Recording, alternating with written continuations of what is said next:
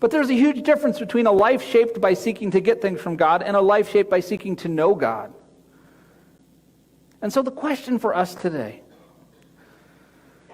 do we seek to know God? Or do we simply just want to get something from God? Do we want a relationship? Or do we want a transaction? In relationship, we spend time with someone. We get to know them. We listen. We talk. We grow together. We learn more about each other. Because that's how relationships work. Transactions are about what do I have to give in order to get what I need or what I want. Many of us were introduced to Jesus through an invitation to get forgiveness. And like I said, that's not a bad invitation. That's a great place to start. It's a wonderful place to start. And so while forgiveness is so important and there's no gospel without it, God has much, much more to offer. God gives us forgiveness so that we can be in this relationship. And so the invitation for us today, as we begin to kind of wrap up this thought on Transfiguration Sunday, the invitation is to engage in practices and disciplines that lead you to knowing the knowable God.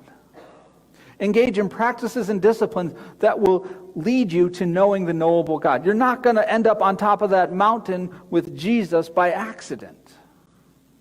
Those 3 disciples that got to see Jesus fully revealed as the glory of God had been with him for a long time. They had walked with him. They had failed and admitted their failures with him. They were confused, and yet they continued to follow. They had trusted him as he led them from place to place and asked them to do some pretty strange things. And there they were, on top of this mountain, in a place that very few people in the history of the world had ever been before, standing in the presence of God, audibly hearing the voice of God. And in Jesus, like I said a few moments ago, in Jesus, we all have that opportunity. And so we have to choose to engage in practices and disciplines that will lead us to knowing the knowable God.